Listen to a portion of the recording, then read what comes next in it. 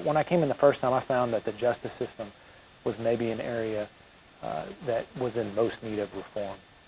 And it's that way across the country, but certainly in Arkansas as well. And I think there's a variety of reasons for that. But I think our justice system was created in a way where not a lot of thought was put into it, quite frankly. And you can go across the board, whether it's incarcerating juveniles for reasons they really shouldn't be incarcerated, or you can take, for example, in this country every year 13 million people are arrested for misdemeanors, and a lot of times they're put in jail for not paying their fees and fines when the original offense was not even punishable by putting them in jail in the first place. That's an example. And then when we incarcerate people for behavioral health issues, whether it's on the mental health or substance abuse side of things, and then setting them up to fail once they get a conviction, whether it's for a misdemeanor or a felony, if they're fully incarcerated. As the governor said when he came into office, that we've traditionally given people $100 in a bus ticket. And we know, I don't mean to attribute intent to anybody, because all those pieces were set up, over time in a lot of different ways. But the reality is that we're setting people up to fail. And that's inhumane in and of itself. On top of that, it also is worse for everyone else who may not be justice involved. Because when we set them up to fail, the recidivism rate goes up, and that inherently means the crime rate is going up in our communities, making everybody less safe. It also is much more expensive for the taxpayer, because incarcerating someone is, in a lot of measurements, the single most expensive thing that the Arkansas state government does. And so if we do the inverse of what we had done traditionally, and we set people up for success instead of failure, then we're doing the right thing by them morally, which is, in my estimation, the most important thing. But on top of that, we're also creating a safer society for everyone, because recidivism and crime rates go down. And we're also saving the taxpayer money, because it's less expensive to actually put someone in a position to succeed. Because then not only do they get off the government dime, whether it's for social services or incarceration or whatever the case may be, they're actually contributing to the public good by getting a job and paying taxes and whatever the case might be.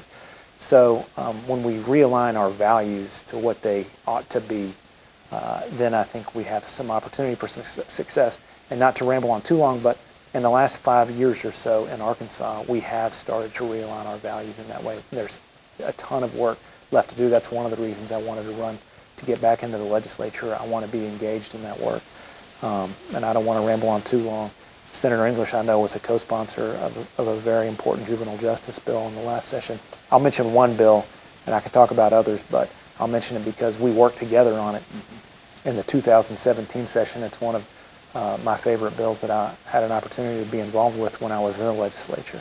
And that was someone who has their driver's license suspended because of a failure to pay fines, fees, or restitution. And this was something, again, not to blame anyone, it just was a common practice. If you haven't paid your fine, fees, and restitutions, one of the ways in which you were punished is you had your driver's license suspended. Well, for almost everybody in Arkansas, and we see by the graphic, even in Pulaski County where we have public transportation, that transportation is a really area of need for a lot of people. But a car is really the main method of transportation in Arkansas for most people.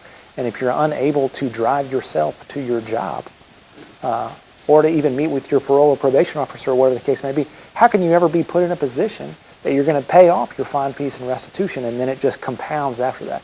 And so what we did is that we created an exception. We worked with B&B, and at that time the Department of Community Corrections, which has now been merged into Department of Corrections, and everybody worked together. Restore Hope really brought the idea to the table, worked very collaboratively, bipartisan way, to create an exception that if you're going to school, if you're going to your job, or doing anything that your parole or probation officer has approved, then you can have a restricted driver's license to go do those things. And that puts you on a path to success where you can pay off those fines, fees, and restitution and put your life back in order.